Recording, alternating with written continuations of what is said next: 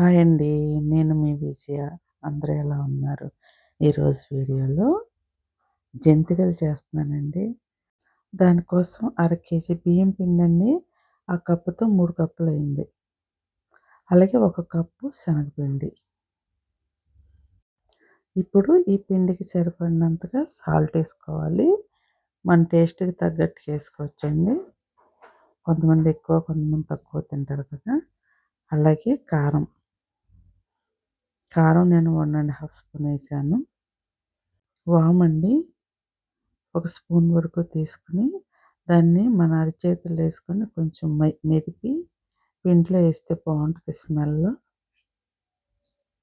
ఇప్పుడు నువ్వులండి 2 స్పూన్లు ఏసాను.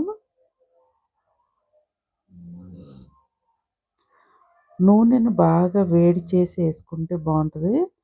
నూనె గానీ, నెయ్యి గానీ, బటర్ గానీ మీ ఇష్టమండి. నేనైతే ఆయిలే ఏసాను. బాగా కాసాను. కాసి అదేసి మొత్తం అంతా మనం వేసిన ఈ మసాలాలు, అలాగే ఆయిలు మొత్తం పిండి మొత్తానికి బాగా పట్టించుకోవాలండి. ఎక్కువసేపు కలియపెడుతూ ముద్దలేమీ లేకుండా ఉప్పు, కారం, అలాగే ఆయిలు మొత్తం పిండికి బాగా పట్టేటట్టుగా కలుపుకోవాలండి. వాటర్ పోసి కలిపామనుకోండి మళ్ళా అవి ఒక్కొక్క చోటే ఉండిపోతాయి. అందుకని చెప్పి బాగా కలియపెట్టిన తర్వాత నేను వాటర్ కూడా బాగా మసలపెట్టానండి. మరుగుతున్న వాటర్‌తో కలిపాను పిండిని. ఫస్ట్‌లో కొంచెం చెయ్యి కాలుతది. జాగ్రత్తగా చూసుకొని అటు ఇటు తిప్పుకుంటూ కలిపెట్టుకుంటూ కలుపుకోవాలి. మసిలిపెట్టిన వాటర్ ఏసినందువల్ల ఈ జంతికలు అసలు ఎంత క్రిస్పీగా వచ్చినాయో. చాలా గుల్లగా, స్మూత్‌గానండి.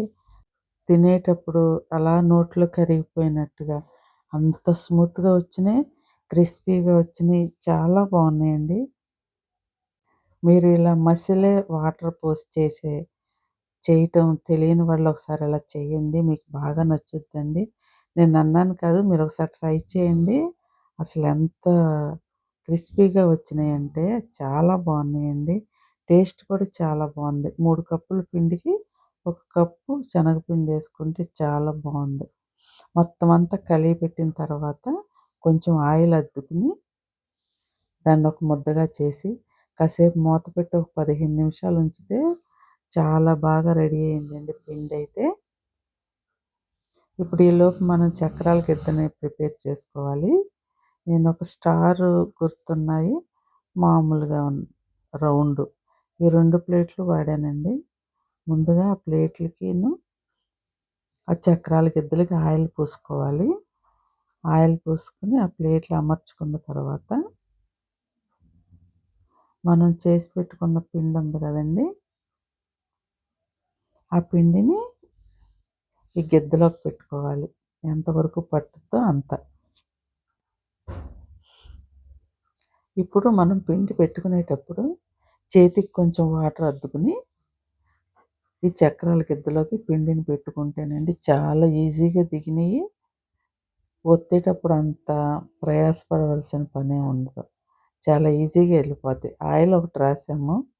కొంచెం వాటర్ అద్దుకుని పెట్టుకుంటేనండి చాలా త్వరగా అయిపోయినాయి మాకు జంతికలు. వేగటం కూడా త్వరగా వేగిపోయినాయండి. చాలా గుల్లగా వచ్చినాయేమో త్వరగా వేగినాయి. చాలా బాగున్నాయి కూడా టేస్ట్ అయితే. ఎప్పుడు ఈ పద్ధతిలో చేయని వాళ్ళు ఒకసారి ట్రై చేయండి. చాలా బాగున్నాయండి. బటరు లేదంటే నెయ్యి ఇలాంటివేమీ వేయకుండానే ఆయిల్ వేడి చేసేస్తేనే ఇంత చాలా బాగున్నాయి.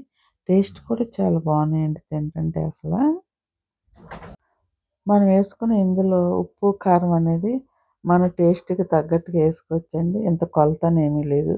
ఒకరు ఎక్కువ, ఒకరు తక్కువగా తింటూ ఉంటారు కాబట్టి ఎవరికి నచ్చినట్టుగా వాళ్ళు వేసుకొని, ఇంకా వంట సోడా గానీ, బేకింగ్ పౌడర్ గానీ ఏమీ వేయకుండా ఇలా ట్రై చేయండి. చాలా బాగా కుదురుతాయి. మీకు బాగా నచ్చుతాయి కూడా. తప్పకుండా ఒకసారి ట్రై చేయండి. మన సాంప్రదాయక వంటకమైన జంతికలు రెడీ అయిపోయినాయండి. ఒక్కొక్కటిగా మొత్తం అన్నీ ఇలాగే యేసుకున్నాం మేము. అంటే చిన్న చిన్నగా యేయకుండా మొత్తం బాండీ పట్టేటట్టు ఒక్కటే యేసామండి పెద్దగా. చాలా బాగా ఫ్రై అయినయి. అసలెక్కడ కూడా మెత్తగా లేదు. చాలా క్రిస్పీగా చాలా బావున్నాయి. ఇంక చెప్పడానికి నాకు మాటలు కూడా రావట్లేదు. అంత బావున్నాయండి. నేను అన్నానని కాదు. మీరొకసారి ట్రై చేసి ఎలా ఉందో నాకు కామెంట్ చేసి చెప్పండి. చూసారుగా మా జంతికలు. నచ్చితే ఒక లైక్ కొట్టండి. మీ ఫ్రెండ్స్‌కి, ఫ్యామిలీ మెంబర్స్‌కి షేర్ చేయండి. మొదటగా చూస్తున్న వాళ్ళు తప్పకుండా మా ఛానల్‌ని సబ్స్క్రైబ్ చేసుకోండి. ఈ జంతికలు ఎలా ఉన్నాయనేది కామెంట్ కూడా చేయండి. బాయ్ అండి.